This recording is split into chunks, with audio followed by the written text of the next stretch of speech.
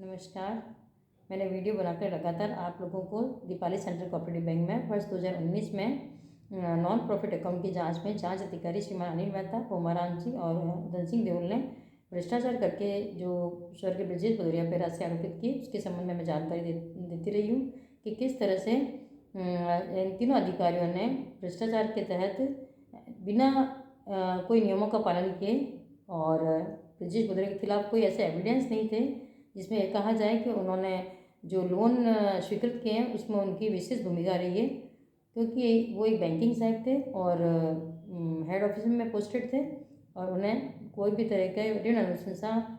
ऋण स्वीकृत करने या ऋण की राशि ट्रांसफर करने का कोई पावर नहीं था। मतलब एक बैंकिंग सहायक पर शाखा प्रबंधकों से जिन्होंने ऋण अनुशंसा करी, एक एमडी जो ऋण स्वीकृत करता है और एक संचालक मंडल की ऋण कमेटी जो ऋण एक्सेप्ट करती है, ऋण की राशि स्वीकृत करती है, उन सबके बराबर राशि लगाना पूरी तरह से भ्रष्टाचार था।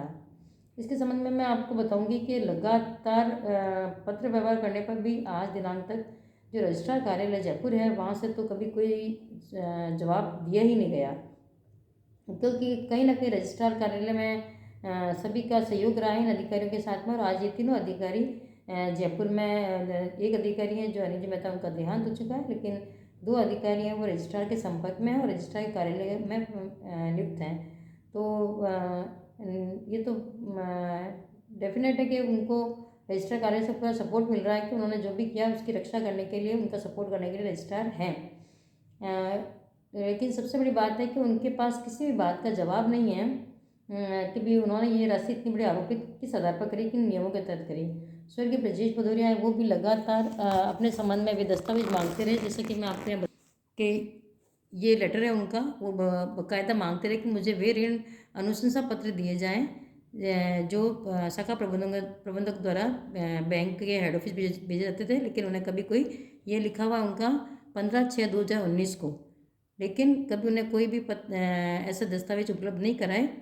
उसके बाद में लगातार उनकी देहांत के बाद उनकी पत्नी और उनकी बहन ने, दोनों ने मिलकर आरटीआई के तहत सूचनाएं मांगी, जिसमें एक तो है कि उन्होंने कहा कि विभाग की जांच के दौरान किसी भी आश्रित को अनुकंपा नियुक्ति नहीं दी जा सकती,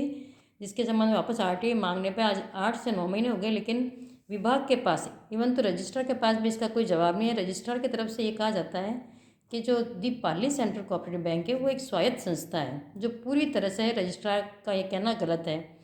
क्योंकि रजिस्ट्रार है वो जितनी भी सहकारी बैंक है उनका अधिकारी है। और इवन तो जो जिला सेंट्रल कोऑपरेटिव बैंक है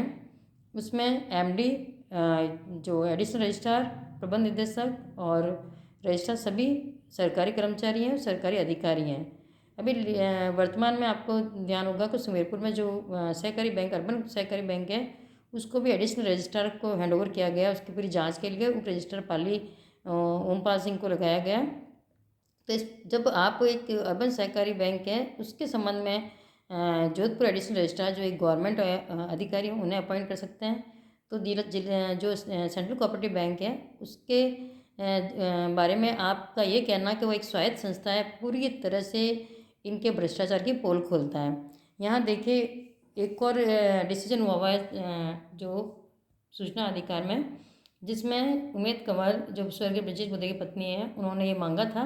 कि आप वे दस्तावेज हमें उपलब्ध कराइए हैं जिनके आधार पर आपने मेरे पति पे इतनी राशि आरोपित की है, और वह नियम और आधार बताइए जिसके आधार पर जो ऋण खाते थे उनकी कुल राशि का डिवाइडेशन अधिकारियों में और अध्यक्ष में, उपाध्यक्ष पर और बैंकिंग सहायक पर समान रूप से किया गया है। यानी अगर एक खाते में 3 लाख बकाया है तो 50,000 रुपये अध्यक्ष पर, 50,000 रुपये एमडी पर, 50,000 रुपये उपाध्यक्ष पर और 50,000 ही बैंकिंग सहायक पर लगाया गया। लेकिन आपको बता दूं ये डिसीजन हुआ है लगभग, इस डिसीजन को ये 19/9/2022 को डिसीजन हो गया था। 19/9/2022 को डिसीजन होने के बाद भी आज तक एडिशनल रजिस्ट्रार जोधपुर की तरफ से भी इसके बारे में कोई भी सूचना नहीं दी गई है।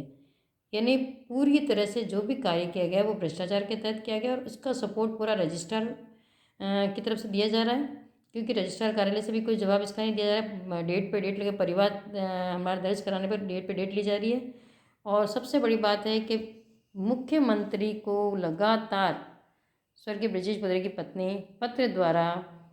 ये सूचित करी कि किस तरह से दीपाली सेंट्रल कोऑपरेटिव बैंक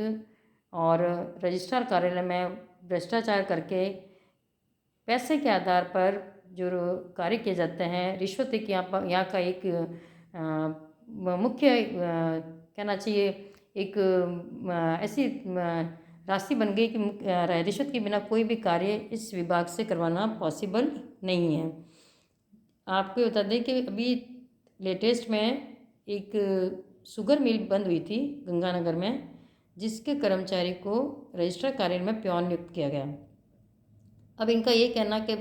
जो दीपाली सेंट्रल कोऑपरेटिव बैंक है वो रजिस्ट्रार के तहत नहीं आती है, तो मिल जो शुगर मिल थी वो रजिस्ट्रार के तहत कैसे आ गई? रजिस्ट्रार ने उसके कर्मचारी को मिल बंद होने पर अपने यहाँ प्योन कैसे लगा दिया? तो उनका ये कहना था कि मैं ये नहीं कहूँगी कि उन्होंने कुछ लिखित में दिया, लेकिन अगर इसकी जांच करवाई जाए और तो मैं मुख्यमंत्री और सरकार तक ये बात इसलिए पहुँचाना चाहती हूँ कि इस विभाग में सिर्फ भ्रष्टाचार और मन मर्जी से ये विभाग चल रहा है। इस पर सरकार का अपना कोई अधिकार नहीं है और सरकार के किसी भी आदेश को ये नहीं मानते हैं। इवन तो मैं अगली वीडियो में जब हम सीएमओ हाउस गए और वहाँ पे हमने जो लेटर दिया उसका पूरा मैंने वीडियो बना रखा है, वो पे अपलोड करूँगी। उसके बाद भी वहाँ के उसका फ़ोन रिकॉर्ड भी है, जिसके तहत हमने ये शिकायत सीएमओ हाउस में खड़े होकर उनको दर्ज कराई और बाकायदा डिमांड की कि हमें मुख्यमंत्री से मिलने दिया जाए, और मुख्यमंत्री से हमें मिलने नहीं दिया, जबकि मुख्यमंत्री महोदय आवास पर ही थे। तो मैं चाहूँगी कि मुख्यमंत्री अपने कर्तव्य को पूरी निष्ठा से निभा के इस विभाग के जो अधिकारी हैं उनके खिलाफ एक जांच बैठाएं और पूरी ये जांच वापस कराएं कि ये